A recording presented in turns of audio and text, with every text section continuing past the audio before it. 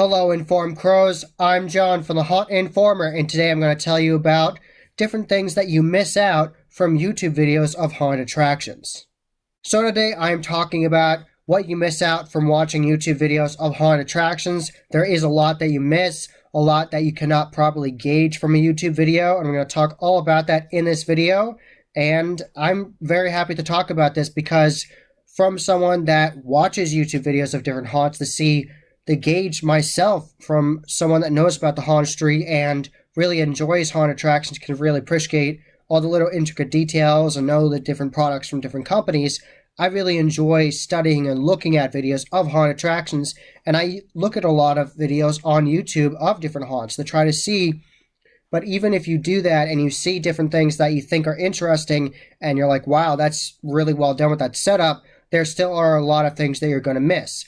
And something that is massive that you're going to miss from a YouTube video is smell-o-vision. Smell-o-vision is when they use smell canisters or they have smell in the fog in an area. So when you walk through that area, that smell hits you. So if you're going through a graveyard, they might have smell effects of like rotting corpses, or they might have the smell effect of dirt. So it smells like it's dirty and grimy in there. And of course, the classic smells for like carnival themes like cotton candy and popcorn, all that good stuff.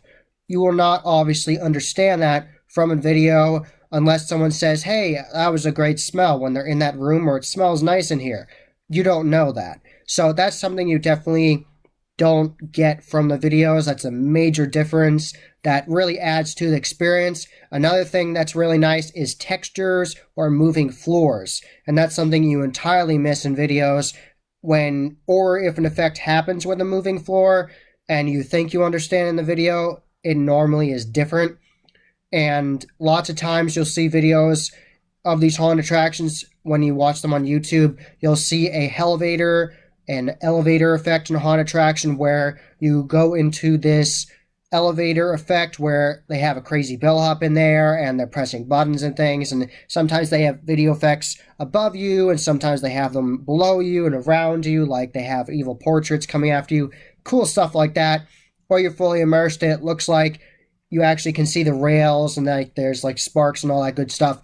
They might have those effects in that YouTube video of the haunt and it looks neat, but it's going to be even more immersive in person, and the floor is going to move and you're going to get disoriented, and it can be a lot scarier and more intense in person than it would be on the video. Another thing that's hard to gauge from YouTube videos of haunted attractions is how close the scare actors get to the people that are going through, the customers. It's really hard to tell because sometimes these scare actors will play it up and interact with the camera or the recording device they're using, a phone, all that good stuff, GoPro, everything that you use for these haunted attractions. Sometimes they play it up and act like they're talking to the camera and they break the fourth wall. But other times they are just doing the scare that they have been trained to do for the room, or mix it up if you go through multiple times. They are doing that, and during the video you might not fully gauge how close they really are. Like, you might think, oh, they're actually really close to you in person. So sometimes when you go through a haunted attraction and you watch a video of it online, you're like, oh, that's not going to be scary because they're a whole bunch of feet away from me. They're like 2 yards away from me. That's not scary. And then in person, you actually can gauge the proper spacing of everything, and you're like, wow, they're like right next to me, breathing in my ear.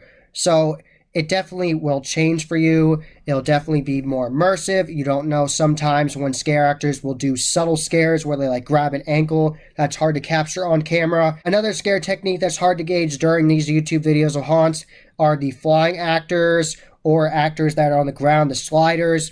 That's hard to gauge in a video because you don't know how close they're going to be to you. You don't know how far they're actually traveling to get to you to do the scare.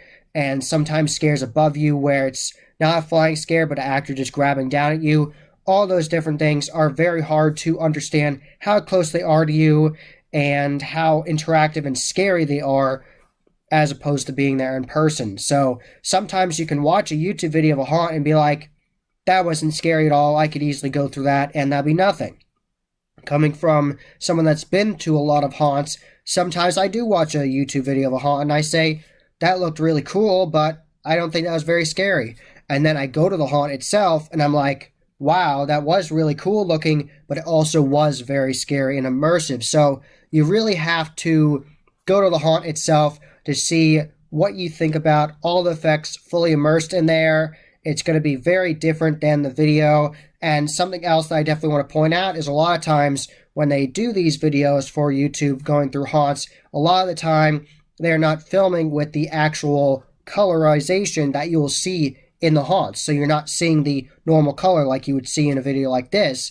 You are seeing the colorization of night vision, because a lot of the time when you go through these haunts, you're going through dimly lit environments. So if you go through trying to just use the lights, it just doesn't turn out very well with the footage. So a lot of the time you have to have either a really bright light shining on the sets, which then doesn't look as good when you go through the haunt, because these haunts are designed to be in a more dimly lit environment. Some rooms are supposed to be very bright, but a lot of the time it's supposed to be creepy and dank and dark. And if you have a really bright light on something that's supposed to only be seen partially lit, it's not going to look as good because it's not how it's designed to be. Or you get the effect with the night vision where everything looks more like green and like dark blacks and grays, and eyes always look weird. They always like shine weird in night vision. So you can't really gauge how awesome the makeup is with these videos. You don't know how bloody it is. You don't know how detailed it is. You can't see all those little minute details on there. You can't really tell what color contact lenses they're wearing. So there's a lot that goes into a haunted attraction and being fully immersed in it. So I do recommend watching YouTube videos about haunts.